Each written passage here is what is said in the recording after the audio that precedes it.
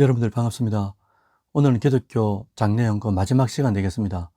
저희들이 지금까지 온천절개 신앙 강좌를 하면서 제가 강의한 게 오늘까지 이제 5가지의 주제가 됩니다. 첫 번째는 조직신학 강의, 그 다음에 성막 강의, 그 다음에 십계명 강의, 그 다음에 기독교 변증, 그리고 오늘 이제 기독교 장례연구. 오늘 이제 끝이 나고 나면 다음 주부터는 다른 주제를 이제 강의하게 될 텐데, 사회적 약자에 대한 우리의 역할, 교회와 성도로서 어떻게 해야 되는지, 특별히 제가 지금 이제 대학원에서 발달 장애학, 장애학 신학을 배우고 있습니다.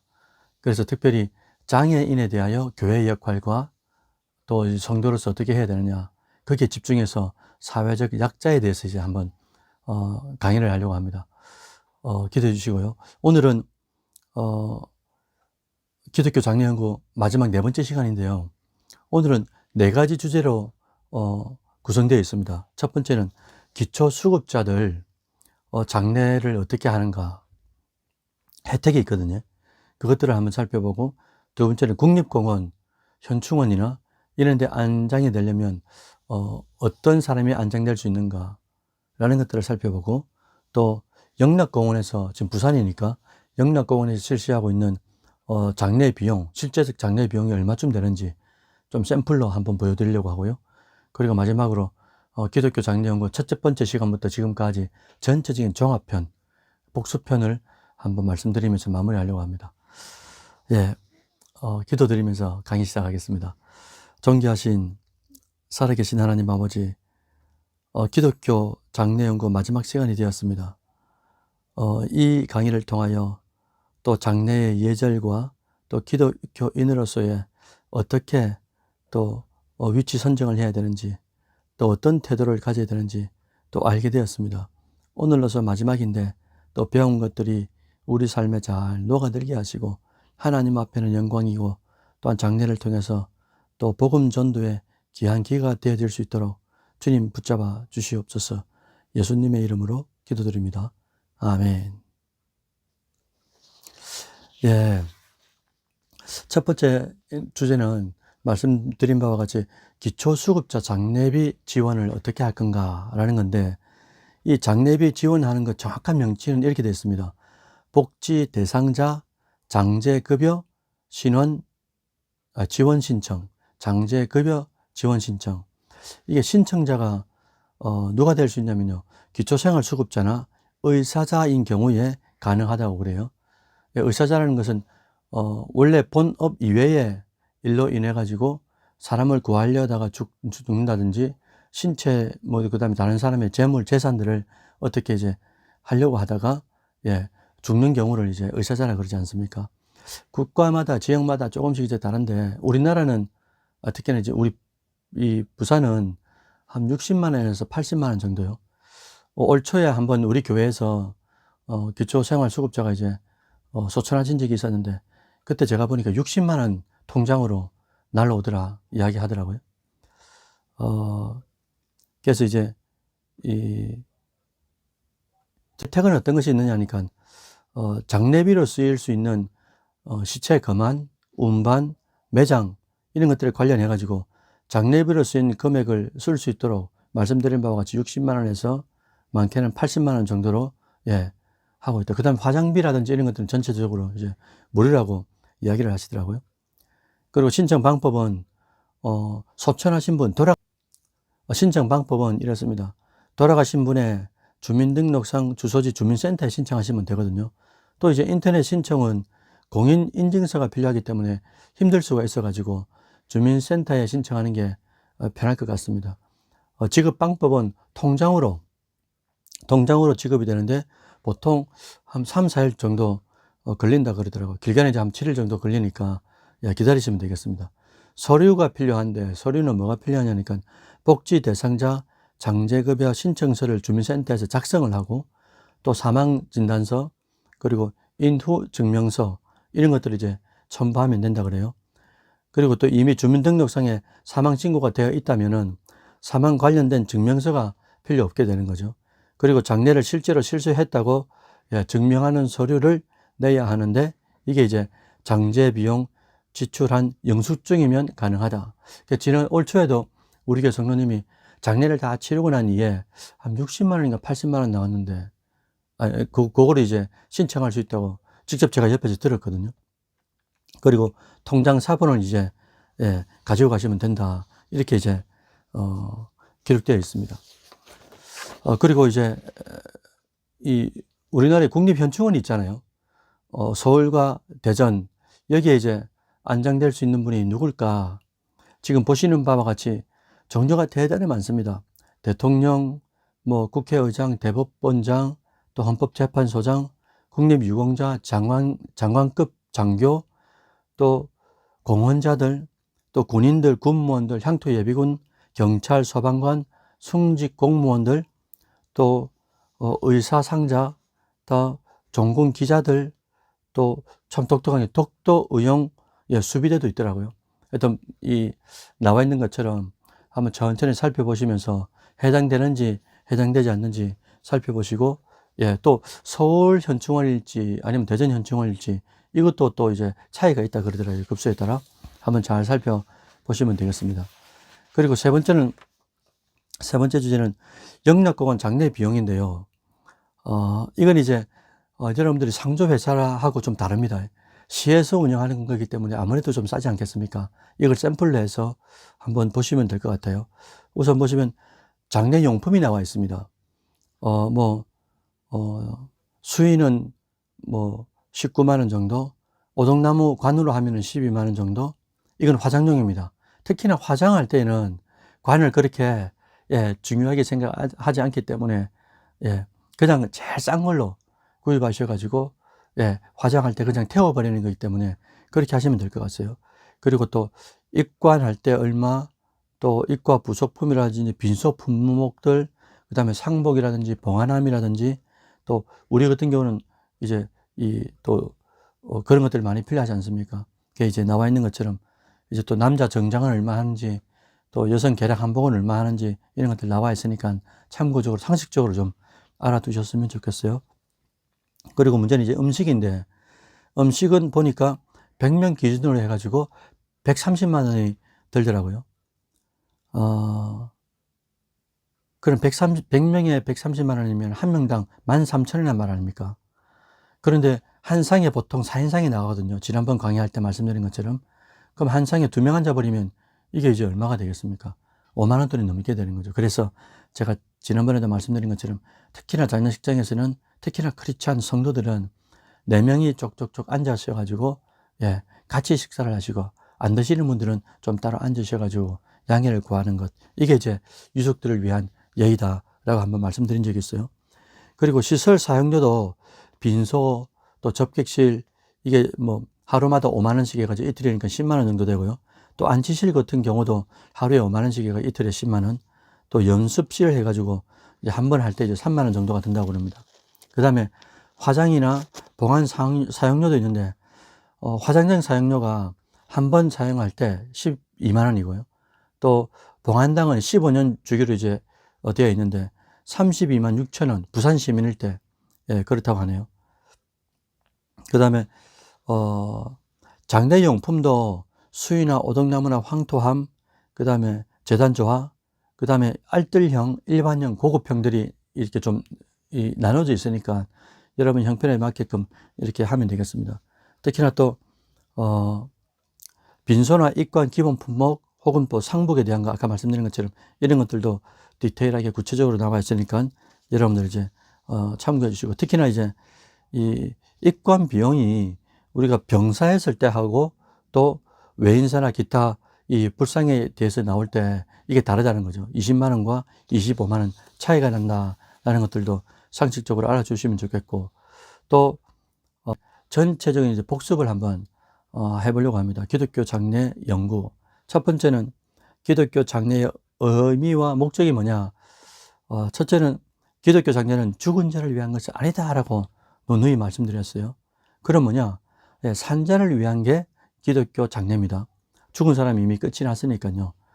기독교 장례의 의미와 목적, 특히나 이제 유가족을 위해서, 예, 위로하고, 또 우리가 또 주 안에서 이제 같이 이제 슬픔을 동참하는 것, 특히나 또 우리는 불신자 가족들 혹은 또 조문객들에게 죽음에 대해서 다시 한번 생각하고 그 좀 이제 좀 차분한 가운데서 주의 복음을 전할 수 있는 귀한 기회가 되기 때문에 우리가 잘 이렇게 성심성의껏 섬기면서 또 복음을 전하는데 최선을 다해야 된다라는 거죠. 또 두 번째는 일반 장례와 기독교 장례의 차이점을 말씀드린 적이 있습니다. 일반 장례는 고인 중심이고 기독교 장례는 하나님 중심, 남은 자 중심입니다. 그 다음에 일반 장례는 영원한 이별을 주제죠.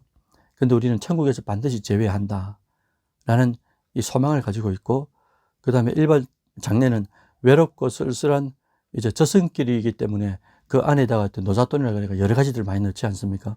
그런데 우리는 영원한 천국의 삶을 사는 시작점이다 라고 생각하기 때문에 천국 환송 예배다.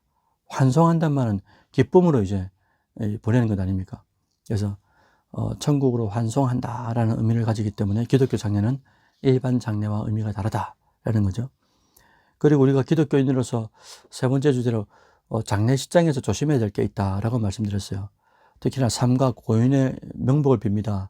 이렇게 이제 말하면 안 된다고 했습니다. 명복이란 말은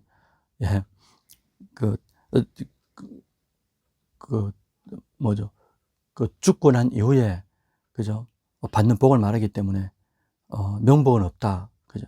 그 다음에 장례식장 가가지고 상식적으로 큰 소리를 웃는다든지 뭐 떠든다든지 그렇게 해서는 안 될 것이고, 또 이 식사를 하게 될 때 잘 이렇게 숫자적으로 하든지 이런 것들을 잘 조율해가지고 먹는 분과 안 드시는 분 잘 나눠서 앉으시는 것, 이런 것도 조심해야 될 것 같습니다. 또 사람이 집에서 소천했을 때 조치를 어떻게 하는가? 임종이 이제 다가오면 반드시 교회에 전화하셔가지고 임종 예배를 드릴 수 있도록 해주는 게 제일 좋고요. 또 소천하시고 나면 돌아가시면 교회 그리고 또 경찰에 전화하시는 것 말씀드렸습니다.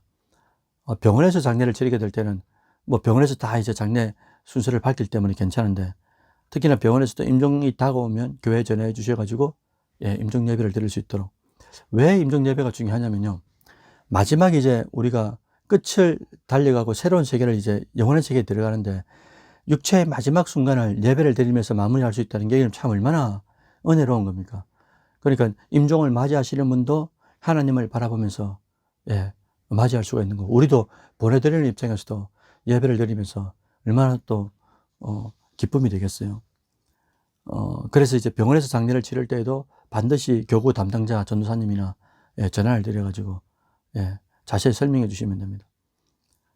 그리고 이제 장례가 딱 났잖아요. 돌아가셨으면은 그 병원에서 이제 그 바른 예배라든지 입관 예배 이렇게 정하지 않습니까?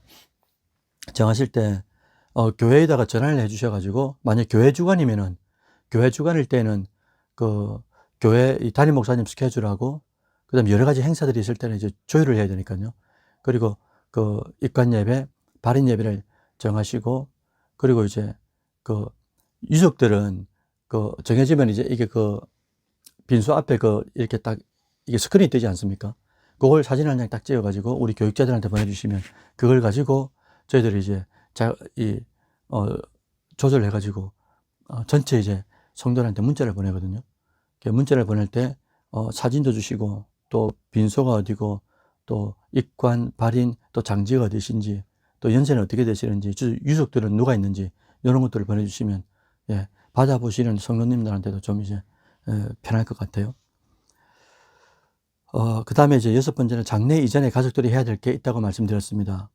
특히나 이제 매장을 할 건지 화장을 할 건지 수목장을 할 건지 미리 좀 논의를 해 주셔야 되고, 그리고 연명치료를 혹시나 또 물을 수도 있는데 그거에 대해서 어떻게 할 건지 논의를 가족들끼리 미리 해 주시는 게 좋고요. 또 마지막으로 성도가 조문 갔을 때 예의가 어떻게 돼야 되느냐.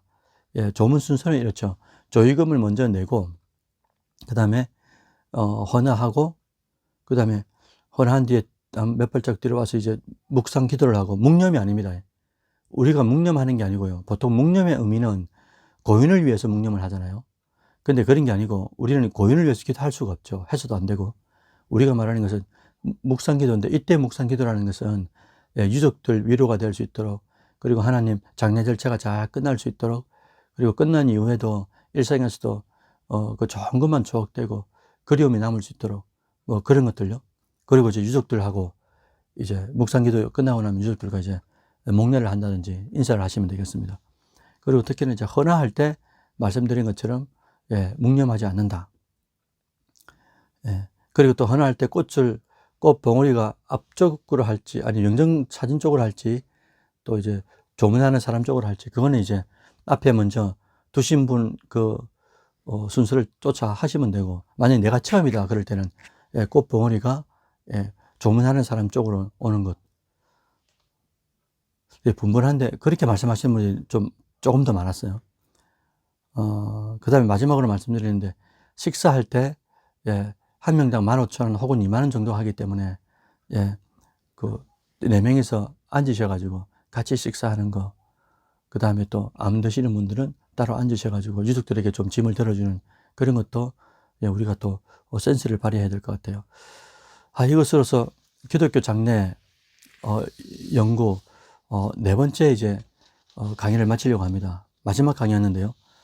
오늘은 기초생활 수급자 혜택이 뭐가 있는지, 그리고 그 현충원에 혹은 국립공원에 어떤 분들이 안장될 수 있는지, 그리고 영락공원에서 또 시설들 얼마나 사용료가 되는지, 그리고 마지막으로 전체 장례 이 복습을 한번 해봤습니다. 아무쪼록 여러분들 이 장례를 통해서도 하나님 앞에 영광이 되어야 될 뿐만 아니라 우리에게도 살아남은 사람, 혹시나 특별히 이제 유족들에게도 하나님의 위로가 깃들고, 또 우리의 언행심사를 통해서 조문하는 우리의 언행심사를 통해 가지고 또 많은 사람들에게 복음이 부드럽게 스며들 수 있도록 한다면 이것 또한 좋은 기회가 아니겠어요, 전도에. 아무쪼록 여러분들 우리가 기독교 장례 전체를 배운 게 아니고 일부분, 극히 일부분을 배웠는데 이것들을 통해 가지고 여러분 삶에 또 덕이 되었으면 좋겠습니다. 기도드리면서 마무리하겠습니다. 존귀하신 살아계신 하나님 아버지, 하나님께서 저희들을 이 땅에 보내주셨다가 언젠가는 우리를 또다시 불러주실 텐데 그 부르심을 받은 가족들, 유족들, 혹은 성도들, 또 지인들, 우리가 어떤 태도로 어떤 마음으로 또 조문해야 되는지 또 기독교 장례 연구를 통하여 배웠습니다. 온천제일교회 권총 한 심령이 좋은 또 조문객이 되어서 그들에게 덕이 되게 하시고, 또한 복음의 또 전파에 쓰임받을 수 있는 저희들이 되어서 하나님 앞에는 영광이고 또 땅에서는 위로와 은혜가 충만한 삶을 살아갈 수 있도록 주님께서 붙잡아 주시옵소서. 다음 주부터는 사회적 약자를 위한 우리의 역할이라는 제목으로 은혜를 나누려고 합니다. 준비되는 과정과 또 강의할 때에 갑절의 은혜가 넘치도록 주님께서 함께하여 주옵소서. 우리의 유일한 중보자 되시는 예수님의 이름으로 기도드립니다. 아멘. 여러분들 수고하셨습니다. 감사합니다.